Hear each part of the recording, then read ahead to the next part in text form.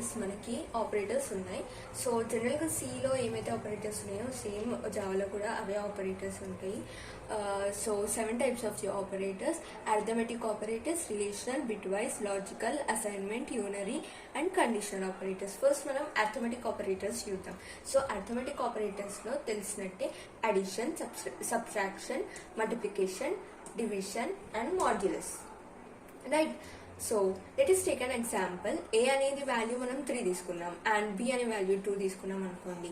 So ఇప్పుడు arithmetic operators perform చేస్తే A + B, A - B ఇలా ఈ విధంగా రిప్రజెంట్ చేస్తాము. సో 3 + 2, 3 - 2 వచ్చిన వాల్యూస్ని మనము ఒకవేళ అసైన్ చేయాలనుకుంటే ఇంకొక వేరియబుల్కి మనము అసైన్ చేసేస్తాం. Let's say it is C. Okay, C. And ఇప్పుడు మనం డివిజన్ ఆపరేటర్స్ చూసుకున్నాం అనుకోండి. B A ఆర్ AP అని ఉంది కాబట్టి BA.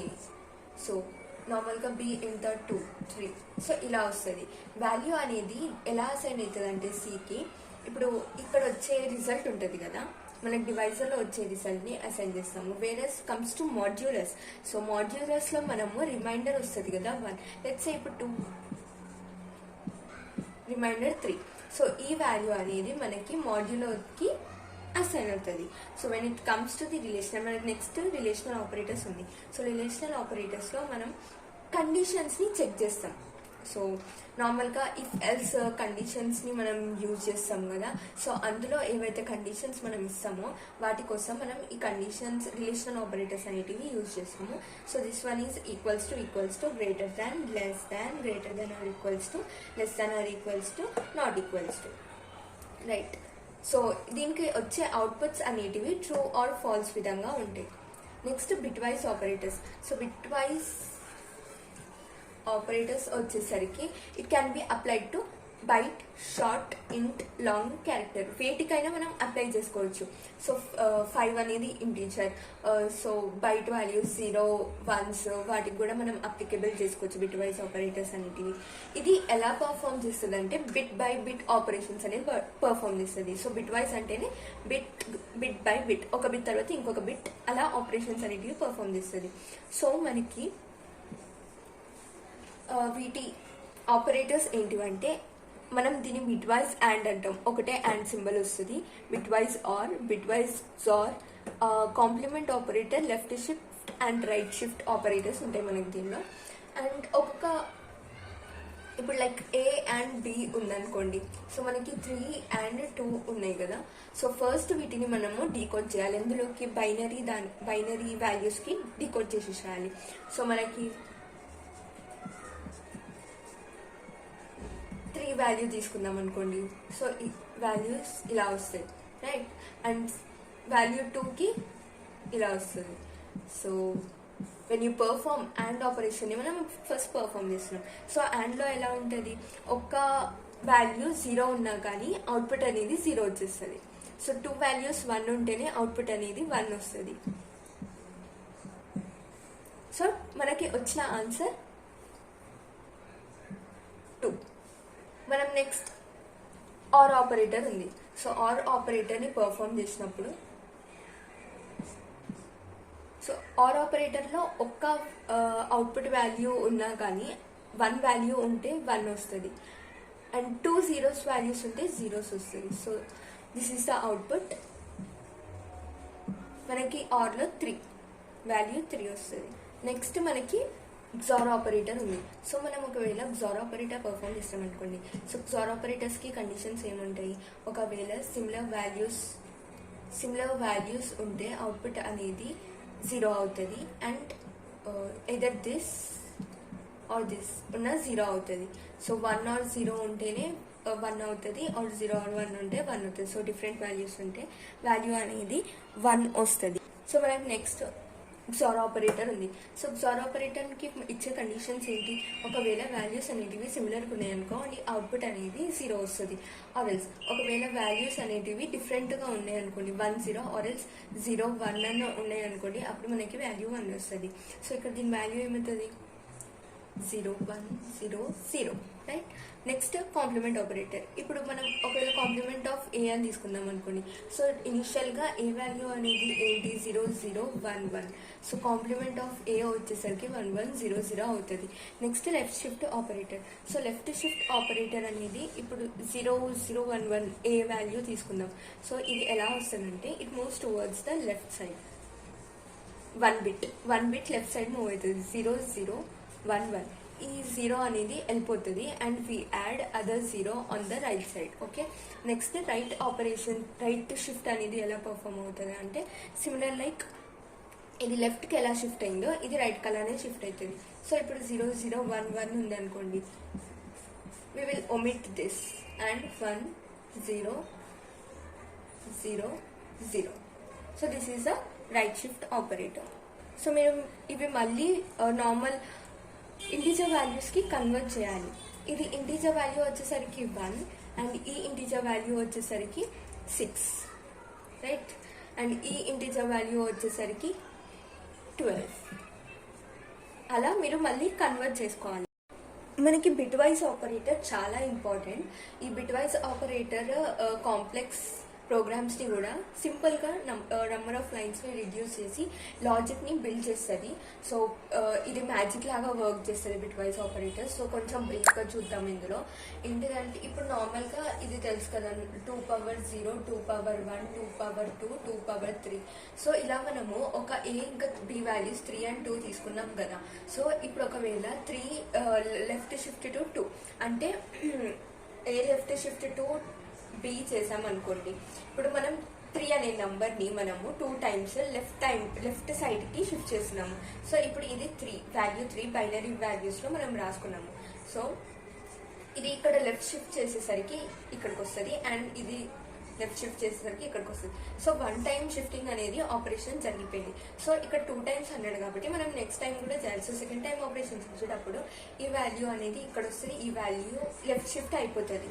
సో దీని వాల్యూ వచ్చేసరికి 12 అవుతుంది. సో ఇక దీనికి ఒక చిన్న ఫార్ములా బిల్డ్ చేద్దాము. సో దట్ ఒకవేళ షిఫ్టింగ్ ఆపరేషన్స్ ఎక్కువ నెంబర్ ఆఫ్ టైమ్స్ ని చేయమని అడిగినా కానీ ఈజీగా మనకి వాల్యూ వచ్చే విధంగా క్యాల్కులేట్ చేయొచ్చు.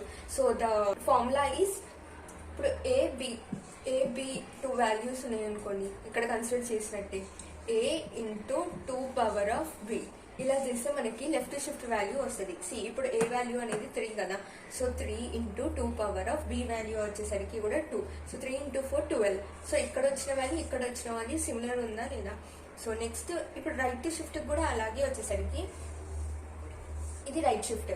సో మనం రైట్ షిఫ్ట్ ఇది ఆమిట్ చేసేస్తాము. రైట్ షిఫ్ట్ అయ్యేసరికి ఇది ఇటు వచ్చేస్తుంది, ఇది ఇటు 0ని యాడ్ చేసేస్తాము. సో ఇది 1 time షిఫ్ట్ అయిపోయింది. నెక్స్ట్ సెకండ్ టైం షిఫ్ట్ అయ్యేసరికి ఇవన్నీ కూడా ఒమిట్ చేసి 0 0 0ని యాడ్ చేసేస్తాము. So according to our formula, నార్మల్గా అయితే మనం లెఫ్ట్ షిఫ్ట్ ఆపరేటర్ కన్సిడర్ చేసేటప్పుడు ఈ ఫార్ములాని తీసుకుంటాము. ఒకవేళ రైట్ షిఫ్ట్ ఆపరేటర్ని మనం పర్ఫామ్ చేసుకున్నాం అనుకో, ఫార్ములా అనేది 2 పవర్ మైనస్ బి అవుతుంది. సో 3 ఇంటూ 2 పవర్ మైనస్ 2 అంటే 3/4 0. సో ఇక్కడ అన్ని జీరోస్ వచ్చాయి. వాల్యూ అనేది ఇక్కడ కూడా 0, ఇక్కడ కూడా 0 సిమిలర్గా అవుతుంది. సో మనకి లాజికల్ ఆపరేటర్స్ వచ్చేసరికి సేమ్ బిట్ వైజ్ ఆపరేటర్స్లో ఉన్నట్టే అక్కడ only single and operation, single or ఉంటుంది కదా. సో ఇక్కడ మనము డబల్ యాండ్స్ని అండ్ డబల్ ఆర్స్ని యూజ్ చేస్తాము. That is the difference between the logical. So same conditions apply చేస్తాను. నేను మళ్ళీ ఎక్స్ప్లెయిన్ చేయాల్సిన అవసరం లేదని అనుకుంటున్నాను. సో నెక్స్ట్ ఇప్పుడు 5++ అని ఇంక్రిమెంట్ చేశాను అండ్ నేను ఇక్కడ ప్రింటింగ్ స్టేట్మెంట్స్ అనేటివి రాస్తున్నాను. ఏ ప్రింట్ చేయమని రాస్తున్నాను. సో మీకు ఏం ప్రింట్ అవుతుంది జనరల్గా అయితే ఏ అనేది వాల్యూ 5 ప్రింట్ అవుతుంది. ఎందుకంటే సి ఇప్పుడు నేను ఇక్కడ ఇఫ్ కండిషన్ రాశాను. ఇఫ్ ట్రూ అయితే ఇది ఎగ్జిక్యూట్ చేయమని, ఆర్ ఎల్స్ ఫర్ కండిషన్ రాసా.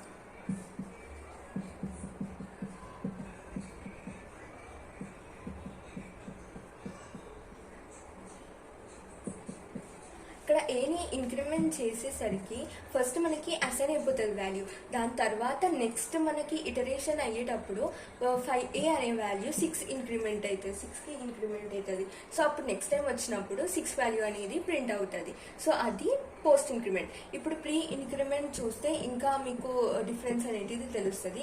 ఇప్పుడు ఇక్కడ జనరల్గా అయితే ఫస్ట్ మనకి 5 ప్రింట్ అయిన తర్వాత నెక్స్ట్ సెకండ్ లూప్కి వచ్చేసరికి 6 ప్రింట్ అవుతుంది.